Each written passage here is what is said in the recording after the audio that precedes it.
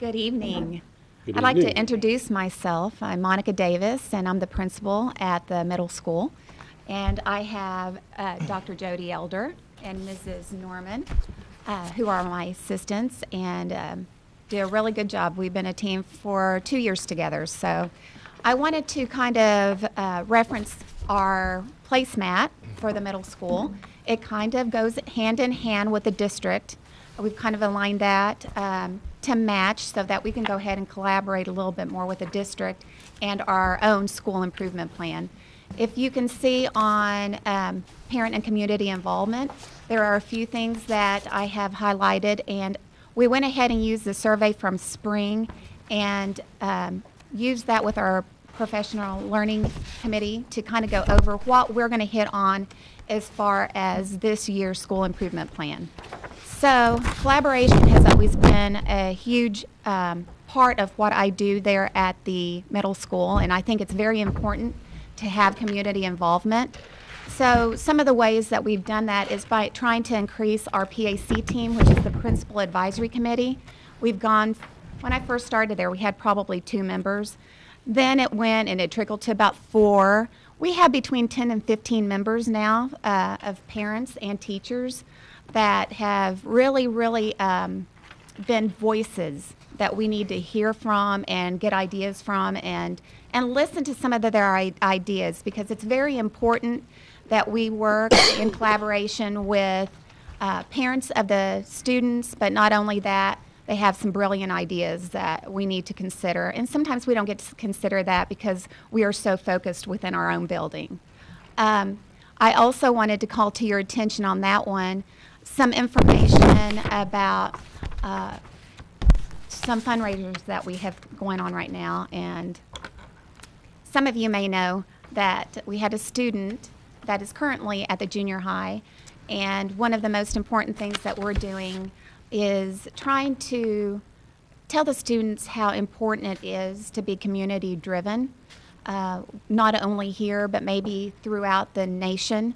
And to do that, we wanted to do some service clubs. One of the things that we do is we do a fundraiser this year. Last year we did some improvements to our own facilities, and we did fundraisers for that with the Yankee candle sales. And we felt that this year we needed to do something in Dylan's name, with the proceeds going to St. Jude's Children's Hospital. As of today, we have $4,700 to put into his name, and we're very happy about that. We still have several days left, but our goal is to reach around $6,000, and I think we're going to be able to do that. We do pennies for polio for the Rotary Club. That's always been something that we've at least raised $2,000 to $3,000 for. This is something that I've wanted to do, and we're actually working on this currently, is we're working on communication and maybe some collaboration with MS&T with our gifted program, but not only through the gifted program, with our science clubs, and bringing MS&T students a little more into our school, because it's extremely important that we get higher ed into the public school. And in doing that, we've invited several of the students as well as the professors to come in and teach some of those clubs. We do the pajama drive to benefit the Division of Family Services. And we do this because there are a lot of times that those children are taken out of the home in the middle of the night and may not have access to toothbrushes and pajamas and things like that. So that's something our SWAG team is responsible for. We've done peer tutoring. That's fairly new to us. We do tutoring before and after school with our teachers, but we've decided that we're going to do a little more peer tutoring. And the reason we are doing that is because we want to be able to not only use the kids that are maybe highly academic, but the ones that are maybe just the average kids, being able to work with the lower or the higher kids. We want to be able to encompass all kids and make them feel that they are very special. And plus, they get a lot of it. You know, they talk to each other, they feel that they're taking a part, and not only through the technology and devices, but maybe just reading to each other or using flashcards, getting to get those basic needs. We've also, like I said, included the Parent Advisory Committee in planning different service projects for us. This Friday, tomorrow, we will be doing acceptance awareness, something that the Rolla Middle School is extremely proud of. This is an opportunity to, in the first year that we've involved our parent advisory, our principal advisory committee with the parents. So they're going to be helping out. And I really, really would like to welcome you guys to come and watch some of that so that you can see that we have all types of disabilities and all types of age groups that are going to come in and talk to our kids. A lot of times I think I get asked, you know, I remember when students with disabilities were kind of kept separate, and it's because they felt like they were going to be picked on or anything. I don't feel that way at all, and neither do they. They do an excellent job with acceptance. And I'm not saying that acceptance awareness is the cause of it, but I think we start from kindergarten on up. And those kids are precious and they need to be recognized. So we have a lot of guest speakers that are coming in, and I would really like it if you guys were able to do that. When is that again? Tomorrow, and it's pretty much all day long. Okay. Mm-hmm. As far as highly qualified staff, I've worked in 5 different school districts, and I've got to tell you that we have a lot of applicants, and we are very fortunate to be able to choose those applicants and review and then get a lot of people involved in the interview process. The new evaluation model that we're using has given us the opportunity to be able to walk into the classrooms that we're required to go into 6 times now. I thought that was going to be, it's a challenge to do that. But what I have discovered is that it's given me an opportunity to go to everybody's classroom and not just the people that I was responsible for evaluating, but the entire staff. And we have a lot to be proud of with that part of it. We do a lot of in-house training, CSD days. We are working currently on our common assessments and trying to figure out a way to better collaborate with not only your regular 5th grade team or your 6th grade team, but across the board, vertically and horizontally. Dr. Davis, could you tell everyone what the SWAG team is? Students willingly, yes, students willingly, actively engaged. Yes, sorry. That was going to be a pop quiz, wasn't it? Well, people that might be watching are, I don't think, any of the board. It is, and I've got to tell you about my SWAG team. The SWAG team was actually created by some very young teachers, as you can imagine, and they brought it together and then decided upon the name because they took a vote with the students and they thought SWAG, that was the new word for the 2000s.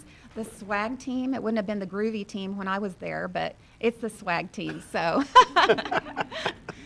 Oh, well, during the collaboration during CSD days, it also brings an opportunity to meet with middle school and junior high and elementary people. So we increase the teacher participation in technology as well. Most of the middle school faculty is involved in one way or another with different levels of the technology.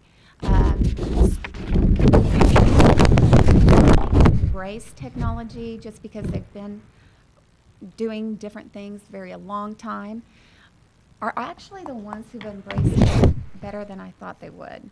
So I've got a lot of good things going, and that's something I wish I could present to you is, wow, look what they're doing in Mr. Bonebreak's class and Mr. Sawyer's class, because everybody knows Mr. Sawyer by now. Surely. And he is doing some really great things with technology, things that a lot of people would be surprised with and excited about. So, and it's not only the core subjects, I want everybody to know that. It's across the board. So the art, the PE, just industrial arts even.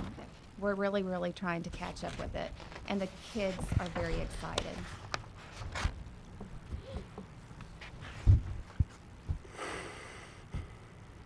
I'm going to speak to you about instructional resources.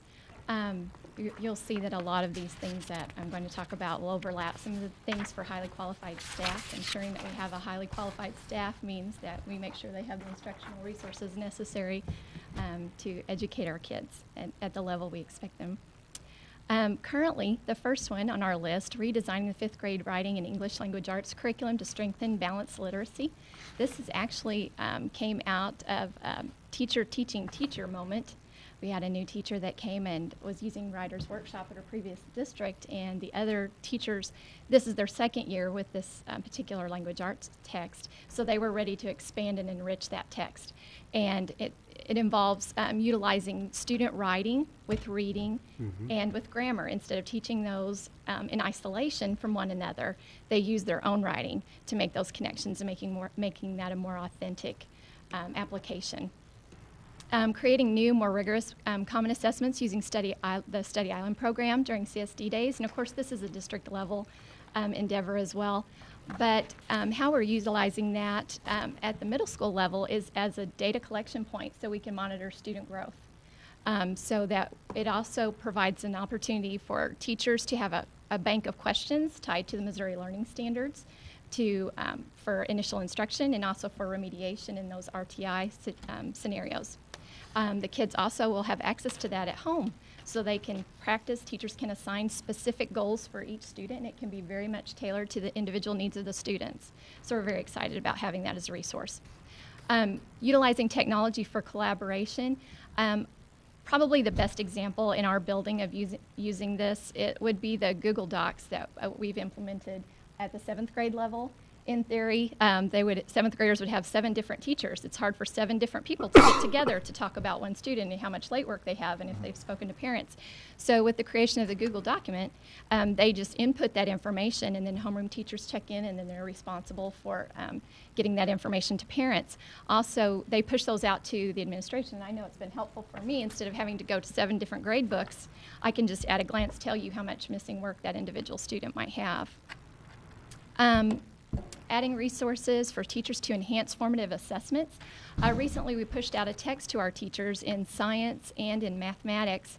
We came across a text that was 75 formative assessments, and it's just a variety of different ways that teachers can assess learning. As simple as, give me on a scale of 0 to 5, what's your level of understanding of what we just talked about? And a show of hands. It's not a paper pencil thing. Also, it provides an opportunity for teachers to go a little bit deeper in their learning other than just raise your hand. There's only 4 hands raised. There are opportunities. The whole class will know where the whole class is. And that was very well received. Let's see. And also, it can be used across the other curricular departments. Whoops, I went backwards. Let's go forward. Technologically challenged. Okay. Utilizing the 2 new technology facilitators to help teachers increase the use of technology in the classroom. We are very blessed to have Christopher Wright and Jeannie Strain in our building. So as the teachers come back from their trainings and they're very excited about the technology or the program they just learned about and they want to incorporate that into their lesson, they are very willing to help our teachers do that. They've been wonderful in that regard, and like I said, we're very blessed to have them there. Also, including more ebooks in the library for use with the students' electronic devices. Another instructional resource is providing Fast Forward. It's an interactive web-based program for struggling readers, and I know this has been used at the elementaries for a while. We just took that on at RMS. It's a Tier 2, Tier 3 intervention strategy for students with central auditory processing disorder, and also it will remediate if they have issues with phonemic awareness. It's our first year, so we're kind of learning.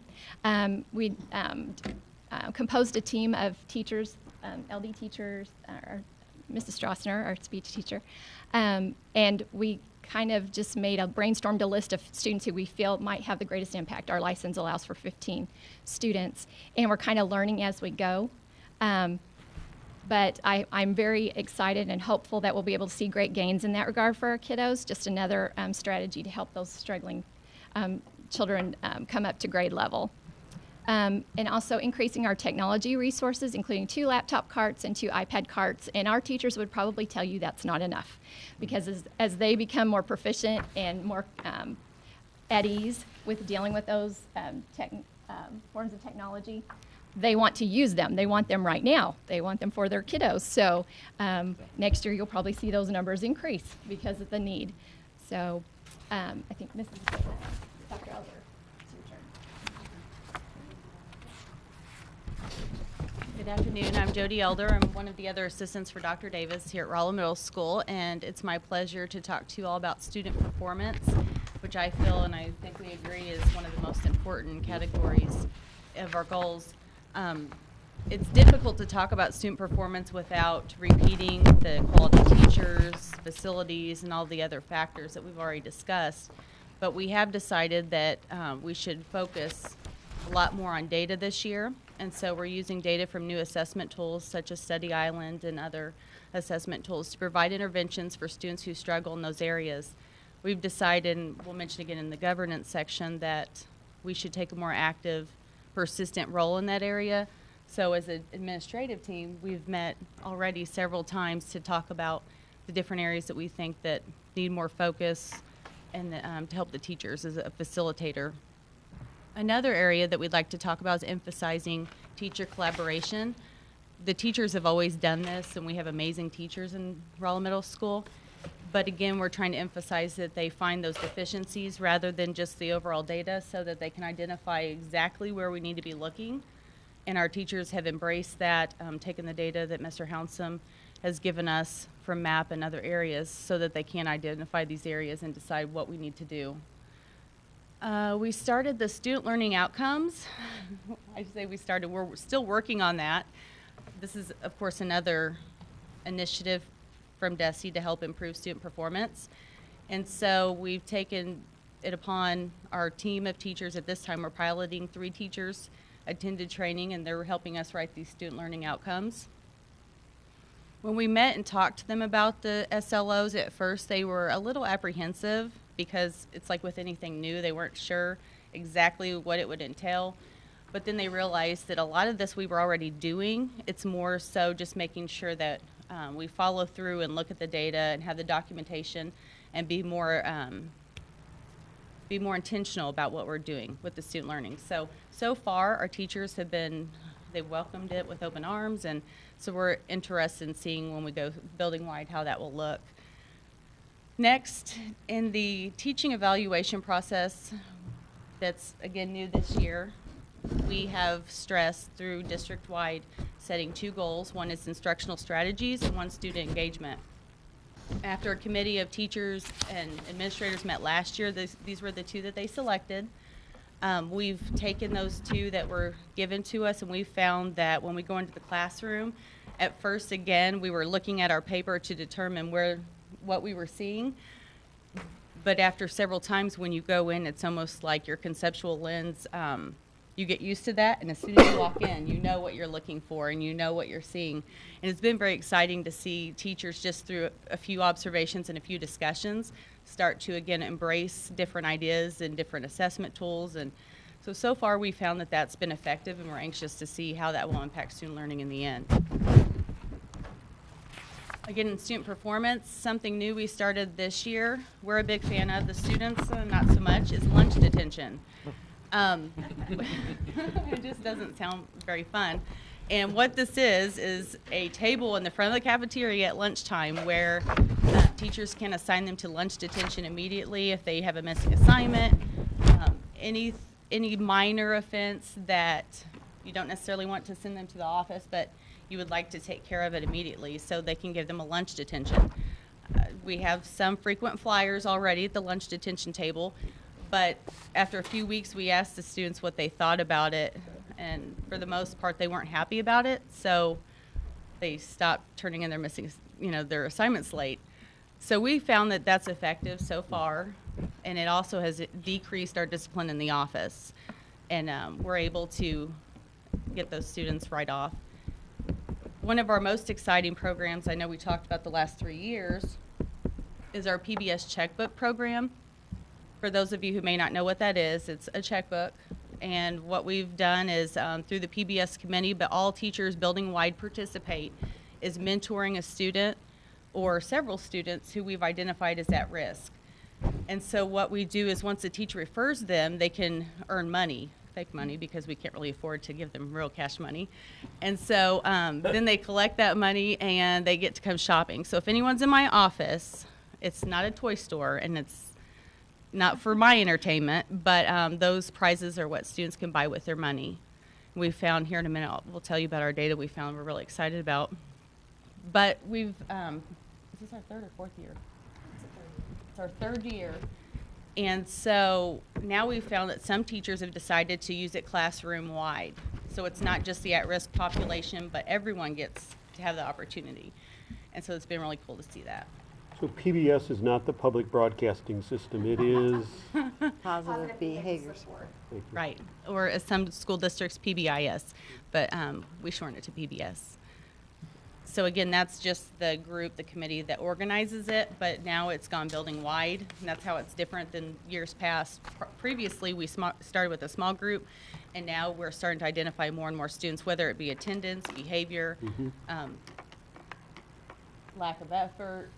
And in fact, throughout the year, today we had 2 more students who were added to the list.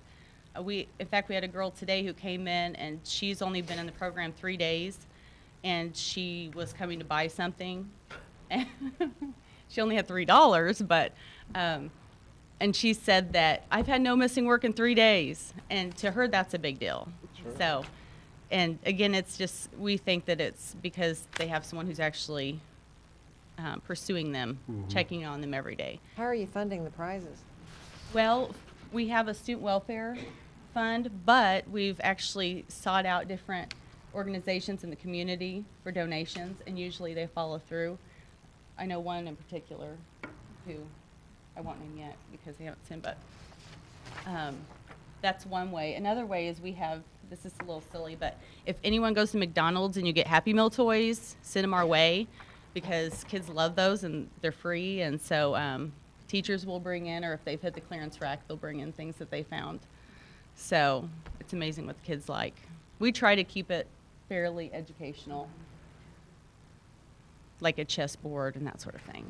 So now here's our data that we're very excited about because, again, we wanted to look at the longitudinal data. We couldn't really look at just the first year and indicate whether or not the program was effective. So in the third year, in retrospect, we look back and you can see as our student behavior analysis, 66% of the students decreased behavior that was inappropriate at school, whether it be talking, lack of effort, anything like that, fighting. And so we were pretty excited about that. Now with student attendance, we found it did have an impact on 55%. There are so many variables that go into student attendance that it's difficult to measure whether or not. However, when you look at the individual students, we did have 2 students in particular who were frequent missing of school, and I know that it did improve for them because he had a reason. And unfortunately now students have the intrinsic motivation as others, so that has the external the rewards. Unfortunately, sometimes it's not the student's fault, but the parents. Right, So yeah. a lot of that is taken out of their It's out of their control. control. Yeah. Absolutely. This is our most exciting, and what we think as an administrative team is the most exciting part, and is the academic performance. And we found by tracking the grades of all the students involved, and I do have to give credit to all of our PBS teachers and who have been mentors, like I said, because it's not just, we're not the only mentors in the building, but the teachers are taking on 1 or 2 students and tracking them and stalking. We like to call them stalkers. I don't know if that's appropriate, but Politically correct, but yeah, they stalk them, they watch their every move. And we found that 88% have improved in their performance by tracking the grades. So if they started out, and usually most of the students who have been identified have at least 2 or 3 D's or F's. By the end of the program, by the end of the year, by just maintaining, helping hold them accountable, teaching them organization. I don't know how many times we went in the hallway and there'll be teachers like dumping lockers. It looks like a tsunami in the hallway from the lockers, but they help them get organized and figure out how to do these sorts of things. And so that's what we found, and we're really excited about it. Good data. Yeah. And the student reflections Yeah. on there, you know, where you say, I knew somebody was going to be checking in on me, so I had to work harder. A lot of people and a lot of the at-risk students don't have Right. that at home, or maybe they just feel like they can't, there's nobody home. And so what we do in the morning is we check in with them, which is called check in and check out, and I think most of our schools have that. We check in with them, but they actually have a chance to talk about what the day is going to look like, what organizational skills they will need later on. And then at the end of the day, we make sure that they are organized with their homework so they can go home and try to complete it. And if there needs to be a communication between mentor and teacher to say, hey, can we go ahead and let him do half of it here and then half of it in the morning when he comes back during the tutoring time, first thing in the morning, then we have that autonomy to be able to do that. You know, the next quote, when it says, it makes me feel better in my heart that I get a that's great or a good job, and I love that someone is actually caring. When they say that makes me feel good in my heart, those aren't the kids that usually say that. So it's not like we have many. I probably could say we have 20, but we're helping 20 that otherwise probably wouldn't be finishing school by their senior year. Yep. I'm hoping that this is just the catalyst to make them earn their stripes, per se, and become better people in general, not just academically, but behaviorally. So that's what we're really proud of there.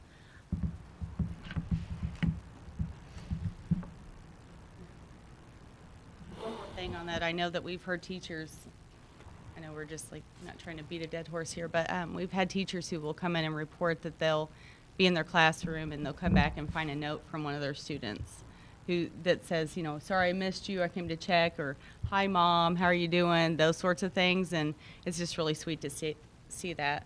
Okay, the fifth area is governance, and again, we did our best to parallel our goals with the district-wide goals. And the first is that we know personally that we have things that we need to work on. And so we have our own professional development goals that we've created and talked with Dr. Davis so that we can work on our own deficiencies, whatever they may be.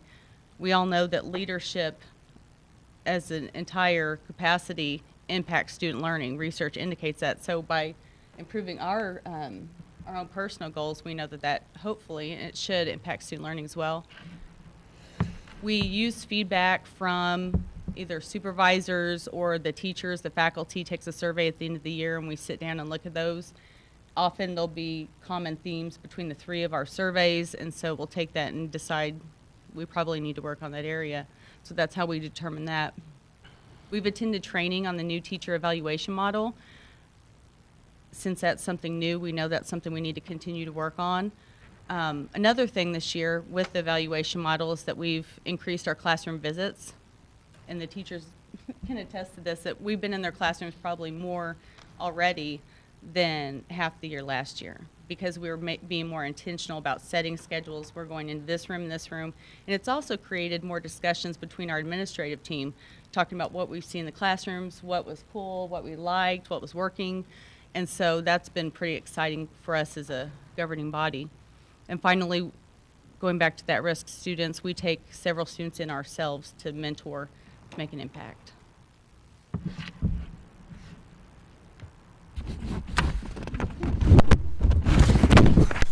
Thank you. And do you guys have any questions for us? Do they get bread and water at lunch detention? Is that- They get a complete meal. So how is your parent advisory group involved in the school improvement plan, in putting it together and then actually sort of managing or living the plan? Are you connected with the parent advisory group? We do. We actually even let them see our surveys from the spring, and we use last year's school improvement. Right. And then we go over it with our professional learning committee, the PLC team, and then we bring those ideas and we bring them into our parent advisory committee. Principals advisory group? Yep. Yeah, okay. And then we bring them, and believe it or not, they really do have a lot of great ideas that we have not thought of, because we're in our own little bubble Yep. in the school. And so they have ideas that maybe we haven't thought about that can encompass outside the district or inside the district. A lot of the involvement, the community involvement, come from them. Yeah. Well, I think that's what we as a board, when we put that outside committee together to write the CSIP, that was what surprised me, and I know several others, that there are a lot of great ideas out there. There's great people in this community. We need to tap into them. There are great people, and I have to just say this. We have a new principal advisory member, and she isn't from this country. And so she was very, very afraid about how her child was going to be treated within our community. And during that meeting, she got very teary and was very complimentary of our district and as a whole in our community, and said, you know, not only are your schools very accepting to us, but the community here has just embraced us. And that, to me, was a kudos for all of us, because we really do want to encourage that. And sometimes with the work and the kids and the caseload and the evaluations and all that, we kind of forget what kind of impact we're having on the parent themselves. Yep. So that brings us the opportunity to talk one-on-one Good. with them. I like I that. think it's particularly important at the middle school level, because that's the level when the kids are starting to pull away from the parents Uh-huh. naturally. That and is, and So being You're giving that I the was parents from a knowledge. I've been K-12, I've noticed, Mrs. Cavender, that middle school is also the grade level that most parents dread for their kids to go through, because it's a complete change. And so we were, as a staff at RMS, have tried to take on the approach that we don't want to come across that way. So we have made sure that we work, even in our school, to work as a community and make sure that we have a family feel to it. Those kids are our kids during that time. Monica, do the teachers that are doing check-in, check-out, stalkers, as you affectionately refer to them, do they get to see this data to see what Oh, difference they're absolutely. making? This is the celebratory Yeah. type data. Yeah, that's I great. think, in fact, we did it at our last Good. CSD day. We shared with them. You know, even if you had, like with the attendance, that 55%, that's still an Still increase. good, yep. That's still great. And I'm not saying we're going to connect with every child that we have in that program, but when we have this much improvement, we can't just stop it. No matter what the cost is, this is worth it. It's working. It's worth it. Well, like you said, even if it's only 20 kids, sort of reminds me of the starfish story, you know. Oh, yes, Tossing you the toss 'em starfish out, and if meant it's something just to that one, starfish. That's right. Yeah. So how does that, it's probably a question for another day, but how does that continue when they get to junior high and to high school? I mean, that's a question we ought to be looking Yeah. at too, so. You know, I thought about that, and we try to start them as soon as we possibly can. So we try to identify those kids, and unfortunately, most of those are able to be identified by 5th grade. So we have them 5th, 6th, 7th grade. We get our counselors involved by that point and say, sometimes those extrinsic rewards are wonderful, but you've got to be okay with what you've done. And every year we give awards to most improved student, not just academic performance. Because let's just face it, sometimes you're not going to have an A-B student. And those kids who are trying to be the best they can, are going to be C students, don't get the recognition, but those kids will. So we try to bridge with the junior high and try to tell them, hey, this was a checkbook kid. We meet. Good. It's extensive. We don't just say, here are the kids. We meet with the counselors and the principals and go over each kid with them. Good deal. Great Thanks. stuff. Great Thank stuff you. going on at middle school. Thank you all for being here. Oh, yeah. Thank you, good job. Dr. Good Ray. job. Did you guys draw lots to see who went when? Just reshuffle, so they don't wonder why. Got it is 3 folks from Colonel Wyman Elementary. Purely random, fancy selection.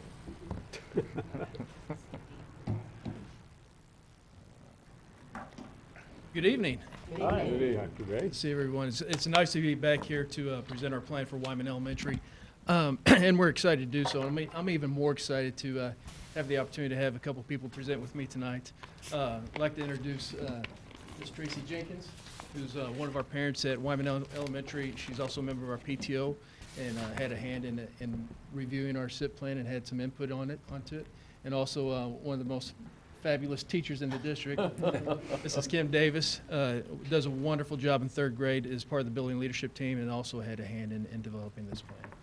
My introductory slide says working collaboratively to provide the best possible educational experience for our children. That's exactly what this process was to develop this SIP plan, this school improvement plan for Wyman Elementary.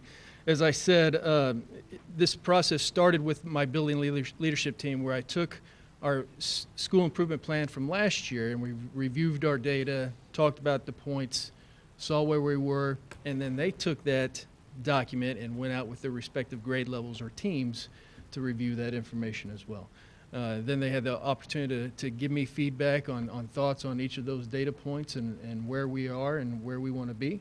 And then the final step of the process was to bring in my PTO to sit down and go through step by step of our new school improvement plan and to allow them to have the opportunity for some input in the various areas based upon our new comprehensive school improvement plan. So I'm okay with saying that I totally stole this placemat from the middle school.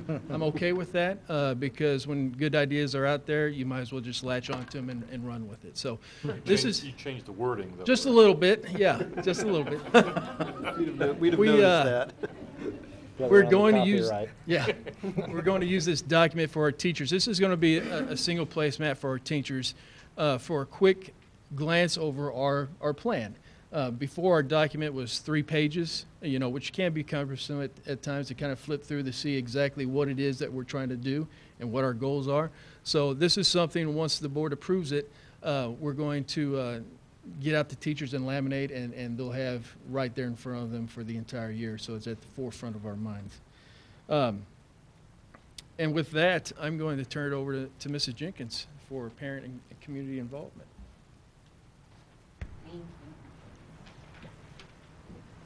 Hi. Hi, thanks for coming. Thank This you is for cool. having me. We are kind of doing the same thing with the Pride Parenting, and Wyman has positive behavior support team. So this year we are planning to have, I believe, 3 different seminars to help pull the parents into the building. But seminars that would help them with things that we think. I'm not good at this tonight. No, you're doing fine. to help, really to help our kids, help our parents help our kids at home. There's going to be 3 different topics. We're going to have 3 different times. The first one is in November, and the first topic is just listening skills. Developing listening skills. How can you work on that at home so it can help them at school? So once we bring those people in, hopefully after the first meeting, then we're going to get some input from those parents on what is it that you think you need help with. Okay. What are you seeing at home? How can we support you so that you can support us in the building? And Dr. Deborah Frost has been kind enough to offer her services during that time for half an hour. Most people within the community probably know her as Dr. Deborah McKee, but she's not Dr. Frost. And she's been a wonderful asset for our building. So. We also wanted to look for ways to continue developing ways to inform our parents to keep them involved. My big campus is similar to like a Facebook. It's a secure environment. Infinite Campus Messenger, is it similar to the? It is. It's our information system that we have that teachers are able to message their entire class of room of parents immediately to say, hey, this is what's going on today. We're going to have a buzz bash, which is a celebration of good behavior within a classroom, or whatever. We have a pumpkin patch tomorrow, or whatever the case may be. So. And then email groups and school messenger. And then we're trying to find ways to put events together so they're not coming in for multiple things several nights a week, very busy with it. As much as we can combine activities, but keep them involved. When the family is involved, the students, as you say, feel noticed. Mhm. So keeping the family involved and helping them help the children succeed. So Very good. I think that's my. That's it. Thank you. And it's good parents like Mrs. Jenkins that are willing to come into the building and really get their hands dirty with this process of what is it that my kid's building, my school, is going to do for our kids, and how does that work? And then go ahead and give those ideas, those great ideas like the middle school reference, so that we can get those things in the SIP plan. And if it's not in the SIP plan this year, to certainly look at it and run with it if it's a good thing right now, because we may have not seen that before, or things change over the course of the year and the needs sometimes change. So it's good to have their input as well. When you're targeting kindergarten and first grade with this first one. We are to start off with just targeting kindergarten and first grade. I think that's where you see your greatest return in the long run. Yeah. Get 'em. Because you're trying to get those kids trained early and then maintain that behavior throughout the course of their education, certainly through Wyman and then through the rest of their school age years. So that's really our target group right now, and our test group, if you will, to see how that goes. And then if it becomes something that's successful, which I think it will be, because Dr. Frost is wonderful, and we're going to do a great job with it, I know, with our teachers and everything, that we would look to expand it to third and fourth grades or But second. you're going to let the parents sort of decide what those next seminars are. After built this around? first one, after this initial listening skills one, then we're going to gather some input and kind of leave it open to see what I like we're that going to idea. need I in the really future. like that So, idea. yeah, just to see what it is that they feel like they need. So, we're excited about it. I've got to give the credit to where credit is due. Mrs. Brunton, Mrs. Jerry Brunton, veteran teacher within our building, was having a little tough time this year with her class. Wonderful, wonderful, wonderful teacher, outstanding teacher. But she took it upon herself when we had our professional development meeting to say, hey, I want to change my plan to start bringing in parents and talking to them and incorporating Dr. Frost into this process. So I was like, that's great. Let's run with that. That's a great idea. If we can get parents on board with our kids, we're going to help change behaviors a lot quicker. It's going to make your life easier. You're going to be able to educate those kids and get them where they need to be. Because the rigor of kindergarten is much higher now than it was even 10 years ago. And so it's a large task, so we need to get all the help that we can. So. All right, to have a great school, you have to have highly qualified staff. It's not just about certification, it's what they're able to do in the classroom. So we always have ongoing professional development. Again, we had Dr. Frost in with our last CSD day, our last professional development day for teachers. I believe it was last Friday, if I'm not mistaken. Is that correct? Monday. See, the days run flies. together, you know. But she came in and had some good conversations with our staff about, meeting and talking to parents at parent-teacher conferences, talking about plans, seeing where the kids are, and how you have some of those tough conversations with parents when students aren't doing so well, because those are the tough ones. Those are the tough conversations to say, this is where your child is deficient, and this is where we need to go, and to come up with a plan that works. I can honestly say that our parents have been very responsive. I'm on the phone every day with parents, and they've always been very responsive to the needs and trying to help out with our kids' needs. Technology, we're inundated with technology, which is a wonderful thing, but to be effective at it, we have to have training in it. And there has to be continual training in it because, as you know, technology is changing on a daily basis. So the more we can stay ahead of the curve, the better off we are, the better we can use it to enhance student learning. Non-crisis intervention training is training for teachers to de-escalate situations in or outside the classroom, and it sometimes restrain if that child becomes a danger to himself or others. So we're about halfway through our entire staff with the turnover and all the things that we have. We're going to continue to work towards getting everybody trained in that intervention. The Missouri Learning Standards, as you all know, is relatively new. It took several years for our teachers to get used to the grade level expectations and our course level expectations. It's going to take some time to get our teachers, fluent in those standards as well. So that's an ongoing process for professional development and making sure our teachers know what it is that we have to have our kids doing. Middle school reference, fast forward. We've had it, I believe this is third year now, I believe it is. And it's proven to be a valuable tool for students who are having difficulty in the classroom. Is So this a computer-based? it is program? completely computer-based. We do it in the morning before school. Students show up at 7:30. They go to our computer lab. They put on a headset. We have Miss Sue Jackson in there working with those kids and monitoring their progress and seeing how they're doing. It's very rigorous for kids. It's usually for us 6 weeks on and then some time off because it is pretty rigorous for those kiddos. But we have seen some gains in reading levels and such. How long's the sessions? Are they 30 minutes? About 30 minutes. And it's really designed to be done at home as well, to be done 7 days a week. And the parents have access to that. But generally, by the Friday, those kids are so burnt out with school and then working through that program that they just need a little break. They need a break, yeah. Yeah. But you could do it, you could encourage over the breaks and Absolutely. Christmas break Absolutely, to continue at it, that yeah. process, and they have that ability to do so. Absolutely. Professionally developed bus drivers on our positive behavior support routines and terminology. We always bring our bus drivers in for a bus driver breakfast just to refresh what it is to be a positive behavior school and to incorporate those strategies onto the bus, because that is one of our biggest areas of discipline. As well it probably should be. You've got 70 kids on the bus of various age levels, and you're trying to keep your eyes on the road while maintaining some order. That's a tough job, It's a very tough job. So the more that we can support our bus drivers and train them in how to give out buzz bucks and reinforce the positive behavior that they're seeing on that bus, the better the behavior ends up being. It's easy to forget about the good behavior because that's what's expected, but it's also important to say, hey, you did a great job today, staying in your seat and being at a certain voice level. So with that, I'm going to turn it over to Mrs. Davis. I'm going to share the portion of instructional resources with you tonight. It's going on at Wyman Elementary.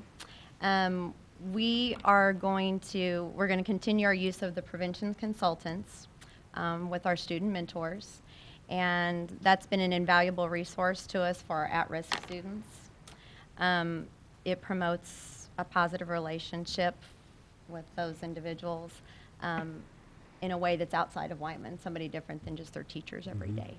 Somebody that's coming and checking on them, just as the middle school had said, that they know somebody's going to be there to check on them, they know somebody cares. The mentors come, they play games, they do homework with them, they read with them. And my personal experience with it this year, as a side note, was I have 2 students that have the consultants that come, and it was August and they hadn't started yet. And my 2 little ones kept asking, when's my mentor coming? And so I was glad when they called. But it's an incentive for the kids to get to school and get there because it's another person that they know that's going to be there. And they do better. We're going to continue to enhance and implement all of our technological resources that we have, and this is a huge one for the district, but in every building it's somewhat similar but yet individualized as well. We have our iPad carts for our special ed programs, and in our special ed program they use that for differentiated instruction. Which they need that for their diverse population that they deal with. Our title teachers use it, all 3, and I think speech classes are even using it as well, a little bit. Everybody's dabbling in it and learning as we go. The iPad carts are from K to 4 that we have, and those are in full use. We even borrowed kindergartens today to get our common assessments in. Everybody's using them all at once. So we have a netbook cart, and that is our big push. 3rd and 4th grade have been monopolizing it somewhat just because we know we have to take the test on it. So we want them to be familiar with it and know it inside and out. And we have been monopolizing it. It's for all grade levels, and I think we have another cart on order. And it should be coming soon. No pressure. Yeah, I won't. I wasn't going to say his name, but I think we do have one, and it's coming. So It wasn't a committed. he's not giving me eye contact. So that will be coming soon, and that'll be great. It's a great resource for us. And my kids I know they took part of the common assessments on it today. So I'll check their scores tomorrow. We have been using Study Island, speaking of Mr. Wright. He actually found that program back in 2006. And he used it for that first year independently. He purchased it himself for his class. And then he brought it to us in 3rd grade, and we all loved it. So then we got it in our building for 2007. And now it's district-wide. So we've been using it for 7 years. Of course, it started out with the GLEs. Now we're on our Missouri Learning Standards. But it's being used 1st through 4th grade classes. And we, on our last professional development day, even now we're able to, we built our common assessments on it with Mr. Hounson. And we have an ELA in math that we're taking it on. So mine took the ELA today. And it's kind of nice, those are already graded. It's one less thing you have to grade.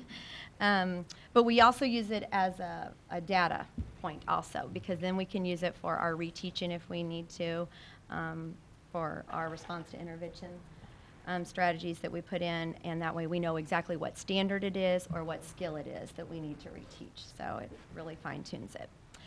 Fast Forward was addressed earlier, as well as with the middle school, and that is a web-based program, and it's really designed to remediate skills, and it's for like memory, attention, and processing is huge, and sequencing. So we typically, right now, we only have 5 that are on it currently because it's about $1,400 per student.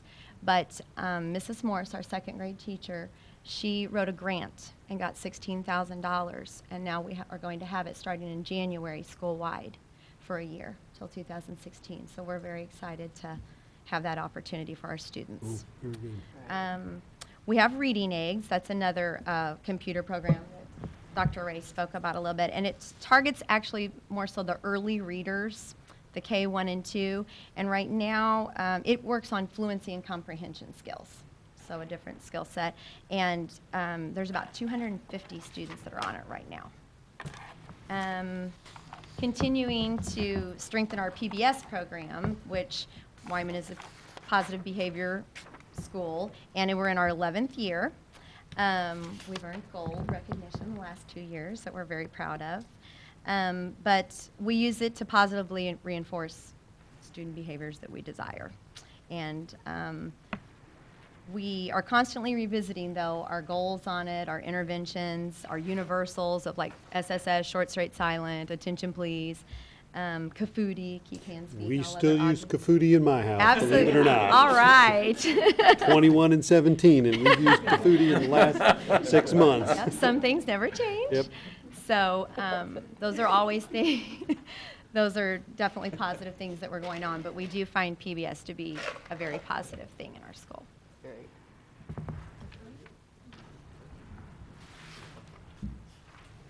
Our school improvement plan is solely based around what's best for kids and improving their performance from parent and community involvement down to governance. It's all about student performance and how well students are doing within our district.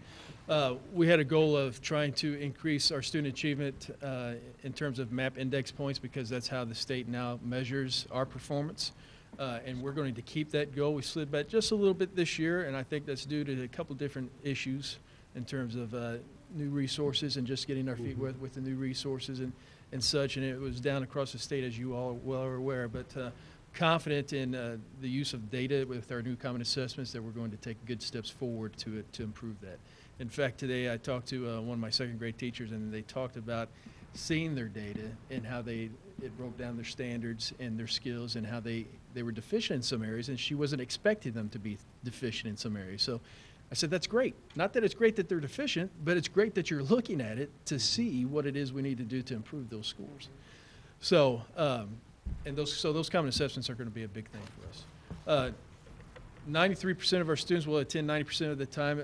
As you may know, the board knows, and some of our friends at home may know, the state now measures attendance in terms of 90% of the kids will attend 90% of the time. Last year, our goal was 93% will attend.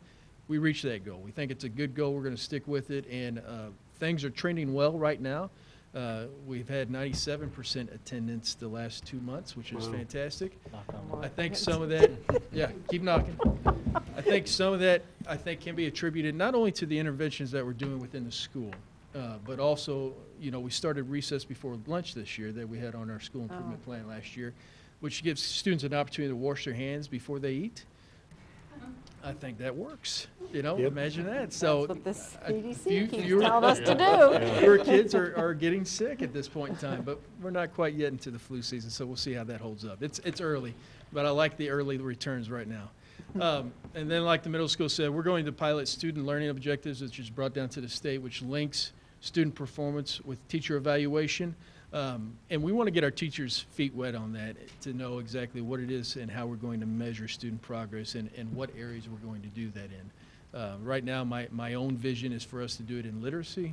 You know, it's something that we're currently doing with AR and able to measure reading levels and progress. I think that's an easy thing to do.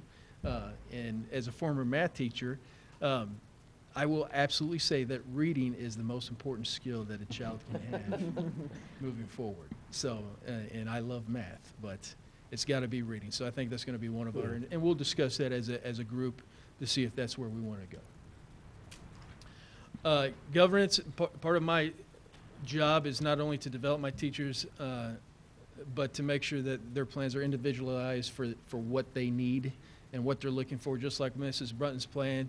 You know, it was based upon her needs this year and what's going on in her classroom, which was divergent from what's last year, but that's great. That's what we need to do. And that's been a fun thing to go through, to sit down and have those conversations and see what goals they're setting forth for themselves. And also being in the classroom more with the evaluation process and giving them feedback, that has to be my number one job.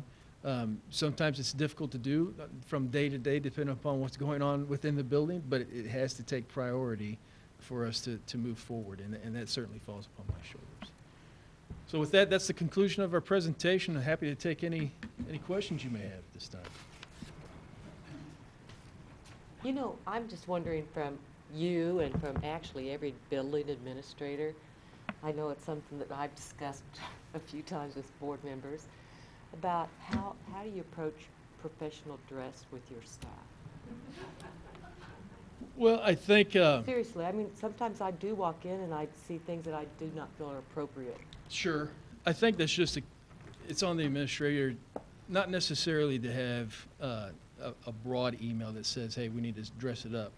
I feel that sometimes gets lost, you know, in the shuffle because. And I know there's so many other important things, but I Sure. still think that as professionals, we should dress like professionals. Absolutely. I mean, we're highly educated people Exactly. working with kids, you know. And it's modeling. And It's all about sure, modeling. absolutely. And, you know, first impressions are certainly important, you know, particularly when we have visitors in our building on a daily basis. You just have those conversations, you know, either on an individual basis or in a faculty meeting, and you set that standard, and that really comes down from the administration. I mean, Yeah. that's where it starts, Right. you know, so. Well, I hope that the administrators are all very into that, because I do think that it's a very important thing, and I know there's so much more important going on, but I do think we set a standard. Sure. By the way but like, I hope you feel like the board Absolutely. sets a standard. You know, we don't come looking disheveled or, you know, because it's an important job. Sure. Our job's an important job, as your job is an extremely important job, and I think if you feel that importance, then you need to dress for that importance. And I just thought that's something that I've really thought a lot about, and just thought I'd Sure. bring it up while all of you all were here. Yep. 'Cause Well, I think all of us feel that way. absolutely. I shouldn't speak for everyone. I know I feel that way. No, we do. We know you do. Yeah. Yes, I have brought it up many times. Yep, absolutely right. I couldn't agree. Well, I'll give you some comments. I really appreciate you bringing a parent. I think Yeah, this is a I do first. too. I think This this is is a a first first. for us. Wonderful. Not to have a parent come to a board meeting, but to have a parent come with the school team and present the plan. And that's a big part of what we wanted to do as a board, is really increase, and you see it in our plan, increase engagement with the community. So I applaud you for that. The second thing, I really appreciate you being flexible when an opportunity comes up that maybe wasn't cast in the plan. Take that, look at it, evaluate it as a team, and run with it. Sure. Plans are, Meant to change. plans change Yeah. as soon as they're written, so I appreciate that flexibility. I appreciate that. Thank So you. good. I applaud you on this. I think this is a great idea. You know, a quick hit, 30 minutes early in the evening, Food and childcare. childcare. Food and childcare, yeah. Who's going to do the Yeah. food and child? Yeah, yeah. You know, we're thinking about doing pizza, you know, from one of our local businesses. What kind? But you know what? I thought It's the on my book already. I thought the PBS team had talked about Little Caesars, but it's still up in the air, if Yeah. you will. So we can talk I'm about not it. familiar with Dr. Frost. What is her I'm not either. background? She is a clinical psychologist and works over Pathways. Okay. Over in Raleigh. She's a super lady, highly educated, and just a great person. So we're fortunate to have her in our building. Her daughter Annie is a Wyman kid, and so it's a resource that we're trying to take full Sure. advantage of. Absolutely. And she's been very gracious. Good. Good. Thank you. All right, thank you very much. Thank you all. Thank you. All right, who's next? Fred? Mark Twain, Mark Twain. Elementary. Good evening. Glad to be here tonight. Thanks for being here. You bet. Thank you, Mrs. Jenkins. First of all, for those of you that don't know me, my name is Matt Fridley, and I'm the principal at Mark Twain Elementary. This is my 3rd year at Mark Twain, and I'm excited to be there. Lots of great things going on at Mark Twain, and I'm always kind of hesitant when we come to this to try to express everything that is going on in one meeting, all the initiatives, all the work that is taking place in Mark Twain. It's pretty hard to put in a couple slides, but I will tell you that we're always looking for ways to improve what we do for students. And our school improvement plan is just a great way for us to track some of the initiatives and programs that we have in place. So I hope that as I go through this with you, you can see some of the things, and feel free to ask me questions. I don't mind to answer them. Hopefully I'll get the clicker right this time. Last year I messed it up, and the year before. All right, the school improvement plan. First of all, I'll tell you, the school improvement plan was put together by our PLC team. There are 7 members on our PLC team, our professional learning community team. We actually broke into groups. We had the opportunity on one of our CSD days to break into groups and have conversations about the district comprehensive school improvement plan, and to take the time and look at how our building could support the overall efforts of the district. So the goals that were developed in the spring are actually goals that we looked at as we were trying to make decisions on what we would focus on in our building. So hopefully the things that we're working on were not only developed based on the district comprehensive school improvement plan, but also developed on the needs that we've identified through our surveys, our test results, and feedback from all of our stakeholders. So as we began the process, it was a collaborative process, and all of our staff members were involved, so that's important. We'll share out the placemat. I'm not afraid to say I also borrowed. I don't want to say the word stole, but I guess I just did, from the middle school. This is a great format for parents to have. It'll be on our website. Every teacher will have a copy as well. But it's a great format for you to get a quick glance.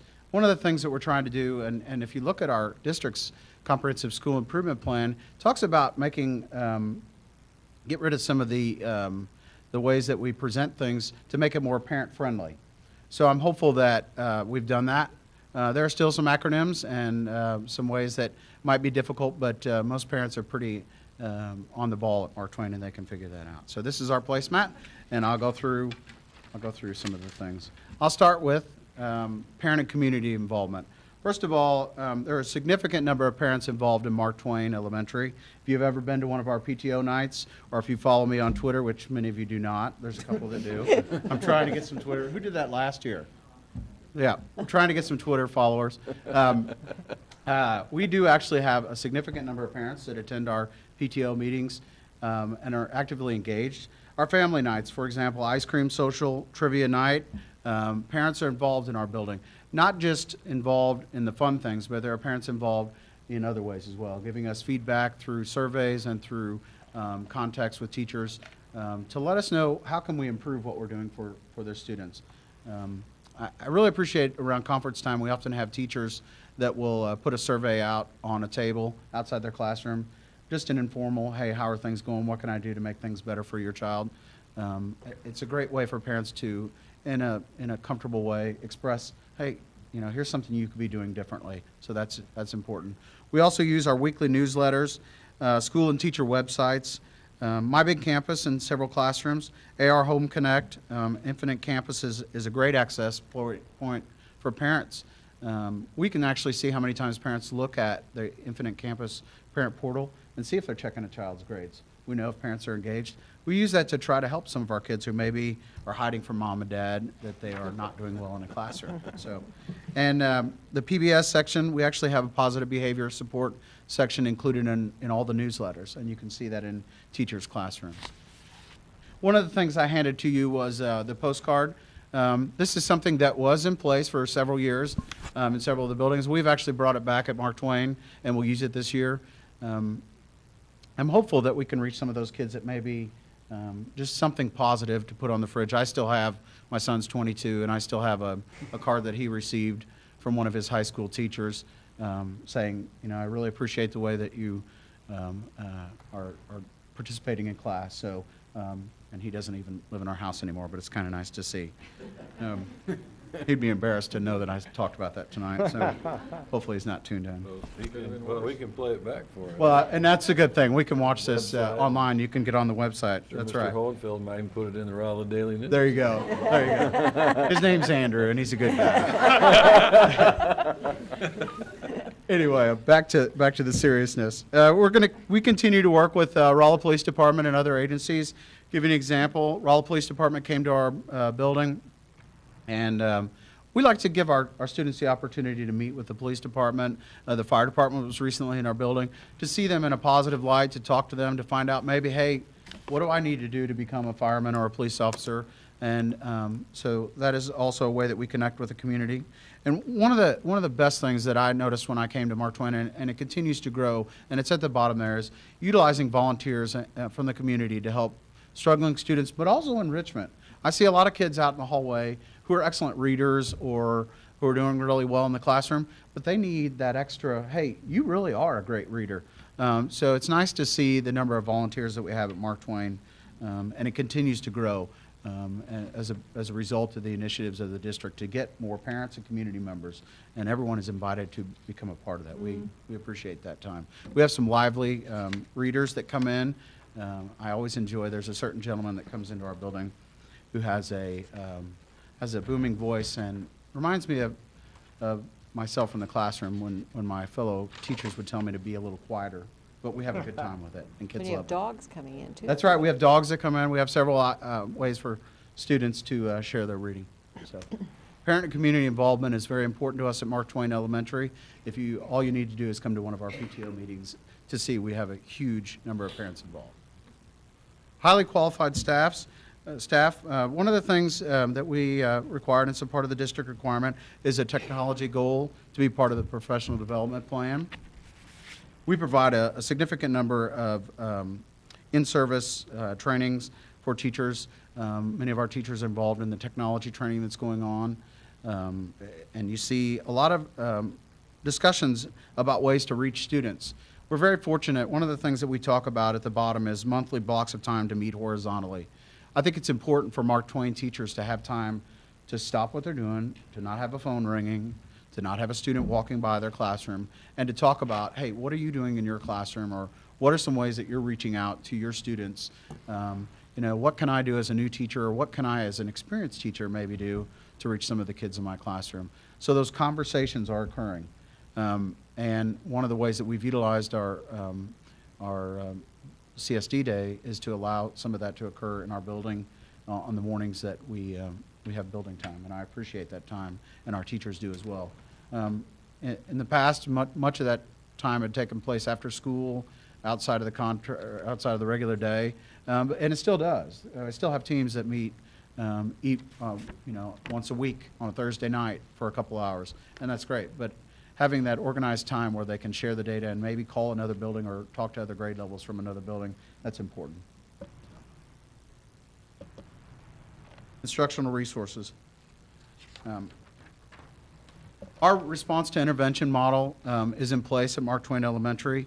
One of the things we started the year with, and I'm excited to look at the data, and I actually have a guest with me, and well, I could say that Dr. Elder is a parent, but I didn't bring her intentionally today. But I do have one of our teachers, and at the end of my presentation, I would like to present some data to you quickly about early childhood, because that has been a discussion among the board members and in the community, to give you some examples. But one of the things that I will tell you is that we are investing time in determining where our students were when they came to us and where they end up when they leave. Our students started the year, I created a Google document over the summer that had relevant scores for all their students. So they started the year, they knew how many days the child was absent the previous year, how many discipline referrals, what grade level equivalent the child may or may not have had, depending on the grade level. So they had an idea. Here are my low readers, here are my high readers, here are the students that had difficulty getting to class with attendance, and then also who are some of my kids that maybe I can be proactive with. That document was shared among every staff member.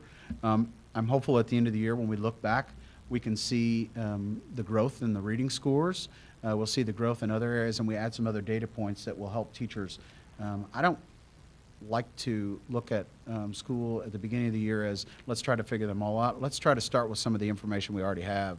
And it's worked really well. So we've had some great conversations to begin the year and to get things going. And hopefully it's had a huge impact on some of the students that maybe it took us a little bit longer to catch last year. That's a good idea. Yeah, I like it's that. really helped. And when you get a new teacher who is new to the building, and he or she has students that they really don't know, it's nice to look back at that. We don't You always did know. it for every student? We did it for every single student, all 590 They or knew 600. who their high and flyers whatever. were as well as Yes. who they. So as a teacher, I could walk in, I would know from my roster which students were ready to go in reading and which students were already struggling, depending on the grade level. Now, of course, our kindergartners, we took the dial score if we had one from kindergarten screening. We also had the data that said these kids did or did not attend preschool, which is a data point we'll discuss at the end of the presentation. So, one of the things I will tell you is we are identifying at-risk students using classwork, grades, assessments, behavior, and a variety of methods, just as the other buildings do. The data points that we do have are excellent. I'm appreciating the work that is going on in the district with common assessments. I know that it'll give us an avenue to discuss how can we improve what we do in our building for our students and compare building to building to look for ways that maybe we can increase our student scores or other buildings can increase their student scores based on the knowledge that we have at our disposal. Okay. Student performance. One of the things that I wanted to discuss was on the third bullet was the school-wide Title I plan.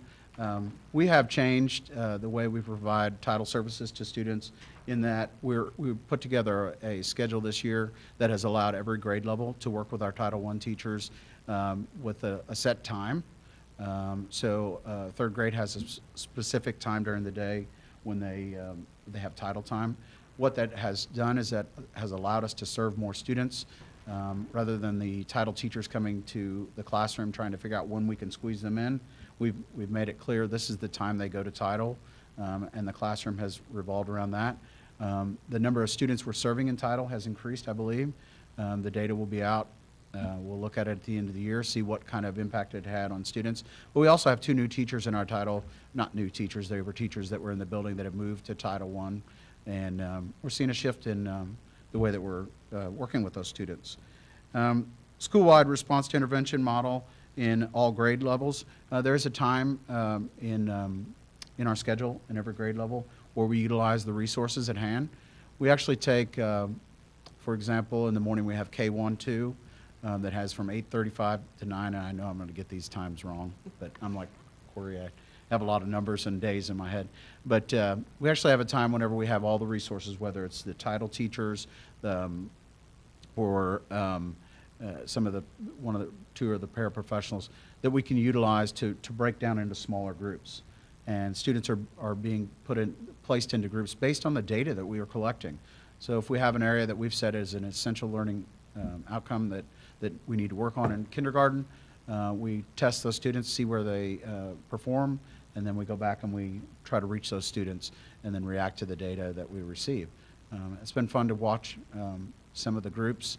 We have some high flyers, and then we have some that came to us that need a lot of work. And it's interesting to see the growth in all the groups. So a child who's maybe a high flyer it's an opportunity to be in a group that maybe extends the learning, not just sit into a classroom and wait for the other kids to come back. And that's a great way to reach kids. So I appreciate that. That, once again, goes back to the Google document, being able to see some of that information to understand where your students are when you get them and to figure out where they're headed. Governance. This is, of course, a very important part of our building as well. We've I almost said remodeled. We've reshaped the way that our professional learning community teams are working. We actually have, every Thursday, you'll see a team meeting in our building. We have 2 Thursdays per month where all faculty members are involved. One of the Thursdays after school is a collaboration time. We have all of our teams that are meeting at the library at the same time. If I am on the positive behavior support team and I need to talk to my response to intervention team members to find out what are some interventions that you can provide for a student that's having trouble, everyone is there. The schedule was created, we put it together. Then our faculty meeting on the first Thursday of the month allows all the teams to share out. One of the things, going back to the spring survey and my own personal survey, one of the things that teachers identified as an area that needed improvement was communication and the opportunity to know what everyone was doing in the building. So this has, hopefully, as we continue the year, people will understand that what other teams are involved in and have the opportunity to share success and areas where we need help throughout the year. So the Thursday meetings has been a positive, Thursday meetings have been a positive influence on our year so far. So. I have actually brought Mrs. Christy Nakanishi. She is a kindergarten teacher in our building, if she doesn't mind. I didn't want her to stand up here in case I got long-winded. That's not something I do. So she's going to share with you. I'd like to share with you a couple things and let her talk about it. One of the things we've talked about, and many of you know, we kept data. We collected data at kindergarten screening. We asked kids or parents whether or not their child had attended a preschool program of any kind. We didn't ask which one. We didn't really worry about where they went. We just wanted to know were they involved in a pre-K program. And we've collected that data. We're trying to keep track of which students were involved in pre-K and which kids were not. And I'll let Mrs. Nakanishi show you some of the examples up here. I normally talk to little Over people. by the microphone. Oh, yeah, you gotta stand by the mic. Can you hear me now? All right. I normally talk to little people, so the 3 examples on the top are children in my class who did attend a pre-K program, either full day, half day. I didn't really specify which one. They are 3 different children. The 3 work samples on the bottom are from children who did not attend a pre-K program, and these are work samples from this week. So you can see a big difference. I have a unique class this year in that my children either did do pre-K and they did it as a 3- and 4-year-old, or they did not do pre-K. They're either an either or, and I think maybe that's why Matt asked me to put this together. The biggest difference I think you can see is the basic skills, like of being able to use scissors. The middle one is a writing sample. We did go on a nature walk to our outdoor classroom in conjunction with some literature that we were reading. And so those are 2 writing samples from the same day. And the 3rd example is an independent morning work practice that they do on their own that is in alignment with what we're doing in the classroom. And you can see a big difference. These are all different children, and I tried to choose children who came from a similar family, similar economic status, that sort of thing. I didn't say, oh, I want my high kids, and then I'm going to pick my low-lows. No. These are just your average children, and I don't know how to work the clicker. That's all right. Okay. This is going to be hard to read. This one is hard to read, but you can see this is our first quarter ELA Common Assessment scores for my class. Talk about ELA. ELA is English Language Arts. And I will say that we use an assessment tool called ESGI, which is Educational Software for Guiding Instruction. And we love it, and we appreciate it a lot. And it is only a kindergarten program. And what it does for us, if you can see the scores, and I know this is in your packet, but the score underneath the B is the baseline score. So that's the score that the child earned the first time that they were assessed. And then throughout the year, that second score that you see is their current score. And you can see a big difference in the children who did attend an early childhood program. They're highlighted in yellow. and the children who did not. Wow. And even if their baseline scores are very different, and they're all making progress, but there's a difference. One of the biggest differences that as a kindergarten teacher that we see is not only do the children who've had an early childhood education, whether it be private, whatever, they come in not only with a stronger knowledge base, but they come in prepared for the classroom environment. So we're able to take them from, they may have a great foundation, and then some of those children, at the beginning of the year, we test letters, sounds, just the basic stuff. And so we're able to take that and transfer that into sight words. So a child may come in and know all of their letters and sounds, and they've learned that in pre-K, they're ready for school, they're ready socially. And so now from that, I started the year with no readers, and now I have 3 fluent readers because they came in ready for me to teach them that. So, and the next slide is math. And math follows the same trend as language arts. You can see such a big gap. I could provide a copy of this. I wanted to be sensitive to the fact that it had student data on it, but I will provide a copy since we blocked it out to the board. I can send an email out with that. That last column shows that's their percentage as an example. So on that assessment, that's like their percentage of points possible for the end of first quarter. So Matt asked me to put this together. I did try to be sensitive as far as, making sure you couldn't see names and That's things great, like Dana. that. But I think my class this year is a perfect example to show the difference. And the children who didn't go to preschool that I have, some of them are making great gains. Well, the gains are pretty amazing. I mean, They they're are. comparable. I work yeah. very hard. She's working for a raise, or Christmas bonus or something. I do. I have 6 children this year with an IEP. I have 2 in the ED program. I have 2 in the referral process right now, and I have several speech and language. So I think they're making fabulous gains, Yeah. especially considering where they're starting. So But- go ahead. But having that foundation makes it so much better, especially now that kindergarten, 17 years ago, I taught first grade, and my first grade curriculum was not as rigorous as what I'm teaching in kindergarten today. Yep. So, Question I have, yes. you're testing what they should know by the end of the year? No, this is first quarter. I know that. Uh-huh. But they should know this by the end of first quarter? These are the goals for the Yes. end of first quarter? These are the goals just for the end of first quarter on this report. Now, of course, like with kindergarten, identifying numbers to 20, kindergarten is more objective-based than the other grade levels. Like, we're going to teach the alphabet, and we're going to teach it every day until you get it. So some of our objectives stay the same. So like second quarter, third quarter, fourth quarter, we'll still assess these goals for the children who didn't meet their goals, and then we'll add to it. Okay. Any other questions? How do you think, I'm sure this is just a silly question, but I bet even the confidence of children that have had early Yes. childhood, I bet they come even into the classroom with more confidence. They do. Can you tell that or not? Their confidence level is higher. They're more adapted to the classroom environment, even if they've been in a program where they're very small. Even some of our preschools that are operating out of homes. It's just that they're more comfortable with other children. They're comfortable with you being an adult Less and being fearful. in charge, and they're just more school ready. Yeah.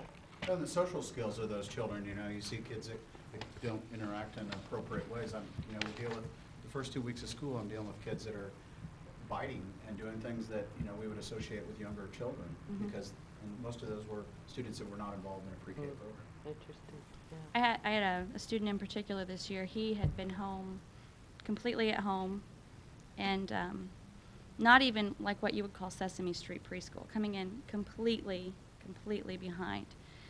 And he spent the first 2 weeks, it was dragging him out of the bus room. Matt and I would drag him. He would be crying. And for the first time last week, he identified letters. And he's a perfectly bright child. There's nothing, there's not a learning disability. There's nothing wrong with him. And had he been given the opportunity to just begin to learn, even, at a younger age, he would have been ready for kindergarten. Interesting.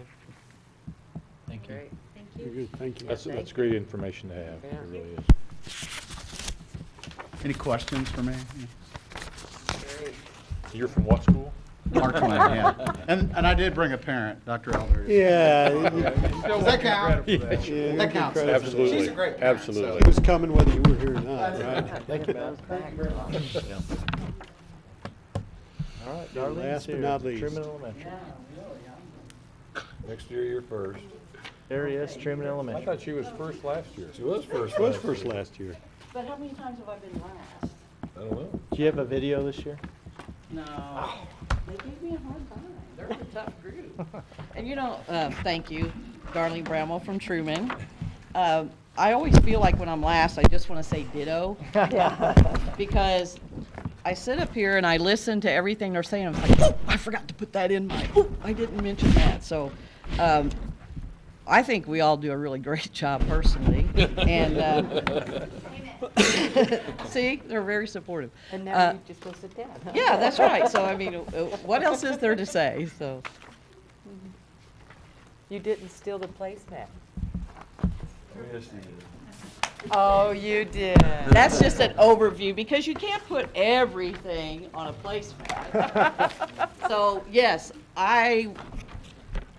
Dr. Davis was so kind as to share that with us, and we all loved it, and we were giving her kudos because we're all learning to share, sing Kumbaya, and get along. So, no, it was a great idea, and it fits so well with when we talk about the CSIP, and that's been a big focus for the district this year.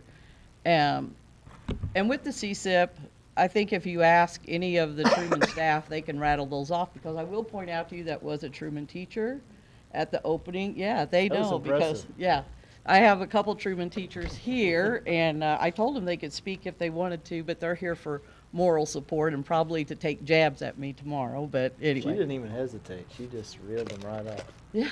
Stood up. Yeah, they were ready. They have it. They have it posted in the rooms, the CSIP plan, and then after you approve our school improvement plans, we'll also have that ready. So, the parent and community involvement. Rather than reading all of these off to you, because so many of them are so similar to what some of the others are doing, I chose a few off of each one to talk about individually on the different goals. Whoop, wrong one.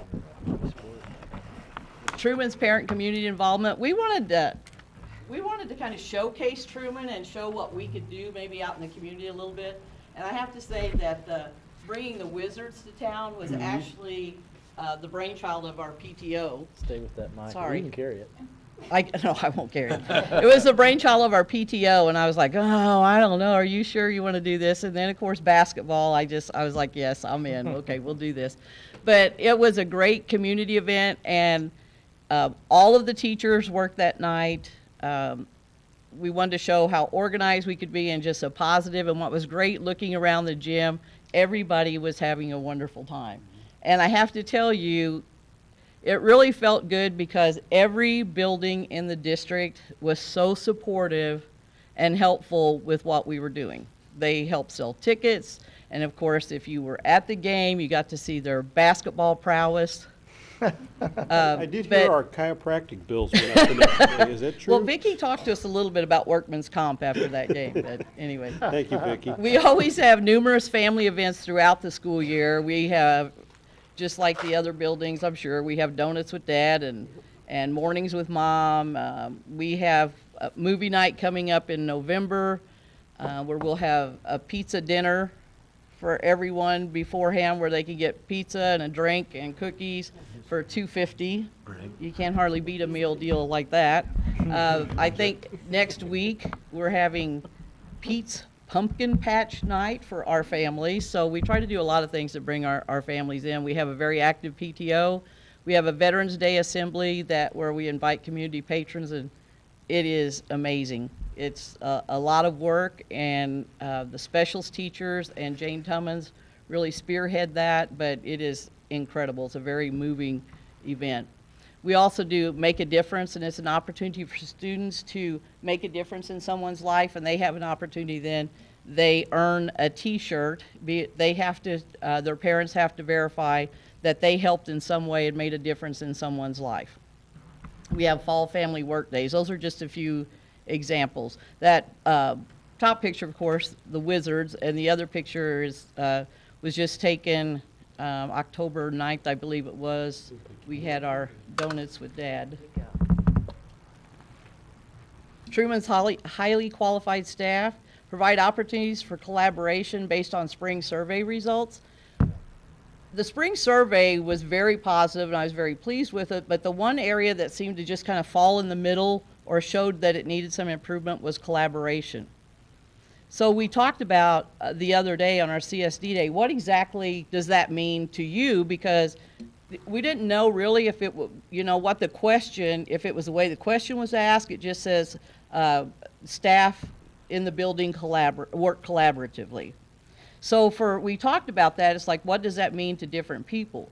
So what we have come up with, a suggestion was that, and we had done this once last year, where first grade met with kindergarten and they met with second grade. So they had an idea then about what the grade below, what the grade above them, what they needed, what they saw, what they thought kids needed, and maybe they weren't coming into that next grade ready and so forth. So he had done that once, but now the staff indicated that they wanted to do that after every quarter to have more of that dialogue all the time rather than just maybe once or twice a year. So we're going to do that after our common assessments because they want to see exactly what it is where we seem to be lacking.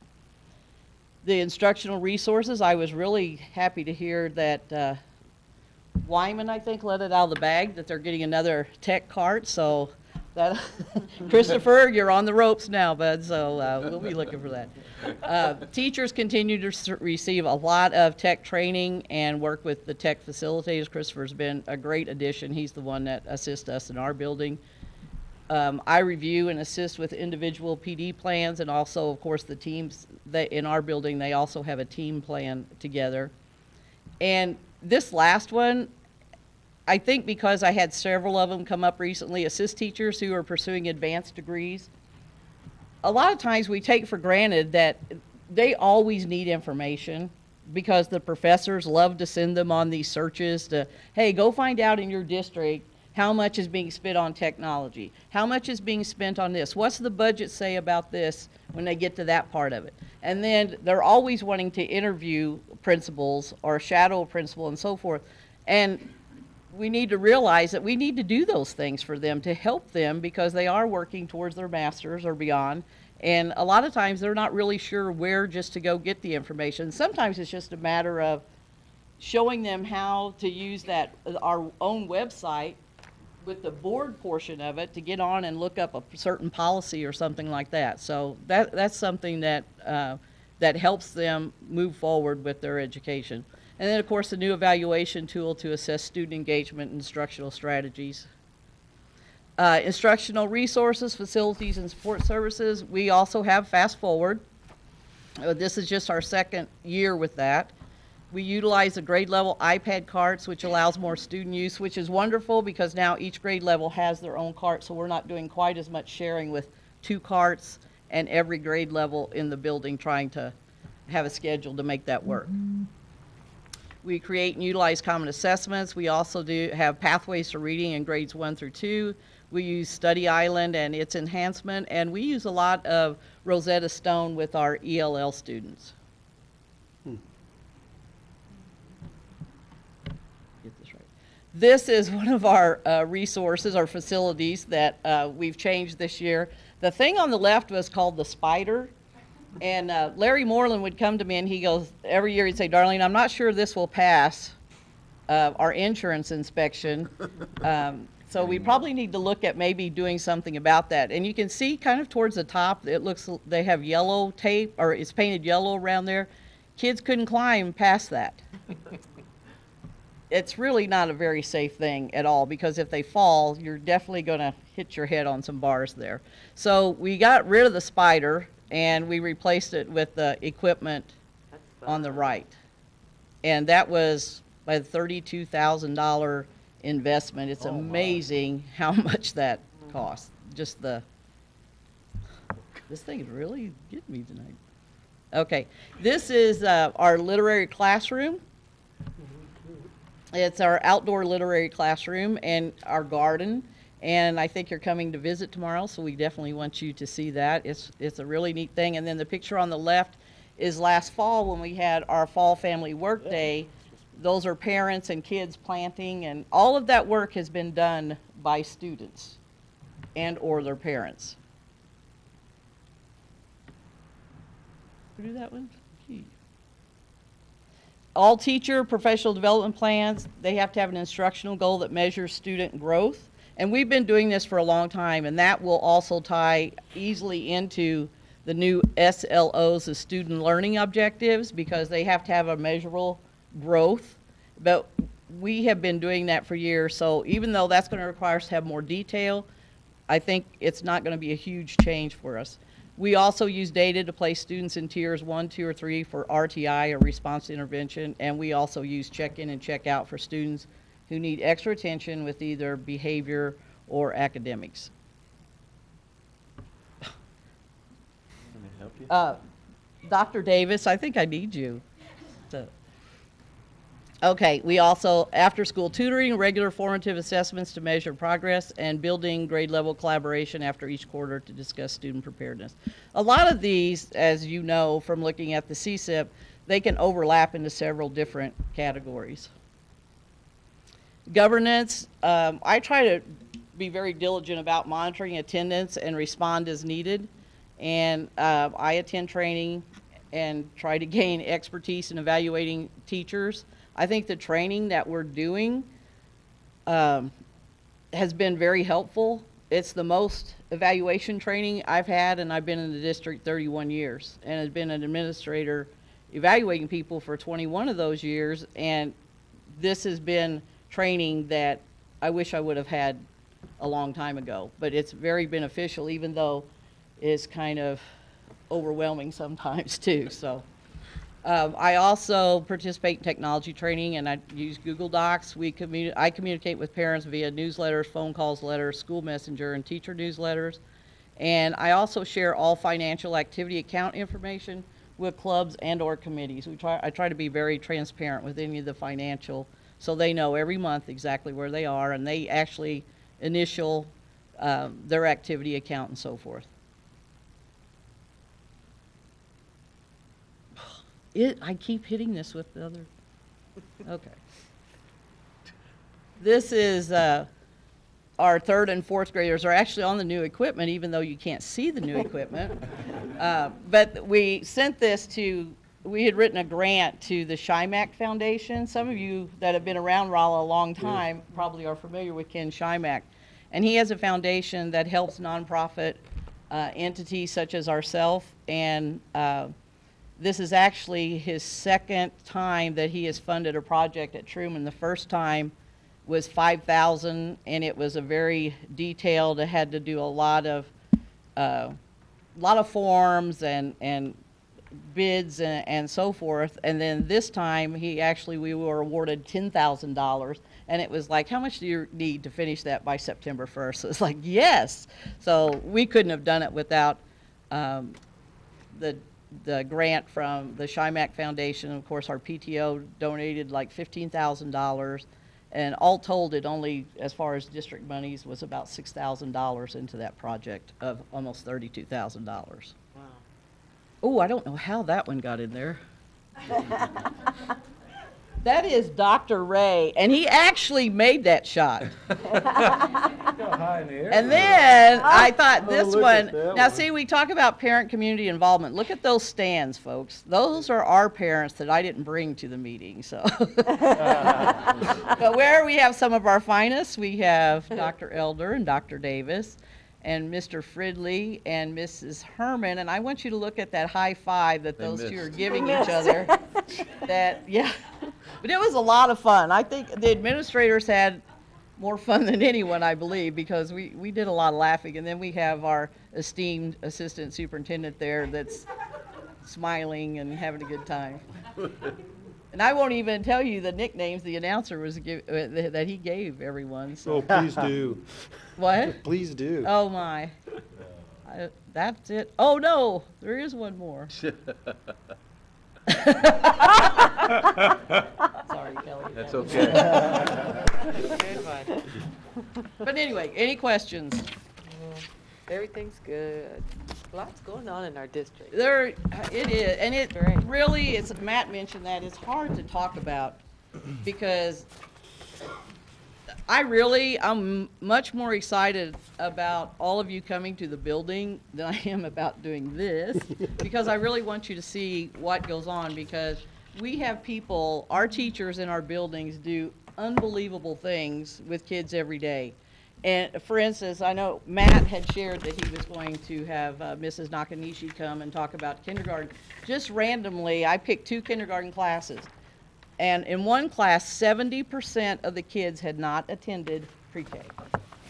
In one kindergarten class, 70% of them had not attended. And 35% of those kids were ELL students. And we love having those kids, but you have to understand with the teacher, that's a lot. And as Christy said, she works really hard. They all work really, really hard. And I don't think there's a teacher in our building that doesn't have either ELL students or, you know, it's amazing. Another kindergarten class had 60% that hadn't attended pre-K. So when she talks about starting with, hey, these are scissors, and we don't use those to cut our shirts or our hair, we use those to, it's really true, because we do. We get a lot of new haircuts because some of them hadn't had scissors before. But Well, I was in a first grade classroom today over at your school, and they were writing a friendly letter. First graders. They knew it. They knew all these parts. I was like, first graders, and they were writing these letters. Amazes me. I know what they, Amazes me. yeah. Because, I mean, I think that was like 3rd grade, if I remember doing that in 3rd grade. Well, and it's like 4th grade. If you go into a 4th grade math class, it blows my mind what they are what they do. I mean, they're doing a lot of geometry. So it's so important. It's like, you know, And that's why we're really persistent, and I'm sure the other buildings are too, about attendance, because kids, even kindergarten kids, cannot afford to miss a lot of school because we keep going. And it really is to their detriment. I mean, I know I'm preaching to the choir, but getting a lot of times because parents will think they're 5. You know, they're tired. They think about their kindergarten. Sure, and it's nothing Kids' like. kindergarten, yeah. It's not nothing like that. Yeah. But it's phenomenal what kids can do. Really. What I continue to be impressed with each year when you all come here is the effort and the calculated way of reaching kids, individual kids with individual problems, and that's I think that's wonderful to see that, you know, we don't just have a cookie cutter program that, okay, we push everybody through. It's finding that kid and saying, come on, we're gonna You know, fix this. Dr. Davis mentioned it. Those are our kids. We love those kids. We fall in love with those kids. When they hurt, we hurt. I mean, a lot of times you'll have teachers come in and they cry over something that's happened in that child's life, or when you're with them every day like that and you see their struggles and their challenges and then their successes, there's nothing better. And that's why we're in education. But those kids are our passion, and I think we couldn't do it any other way than we try to meet them with what they need.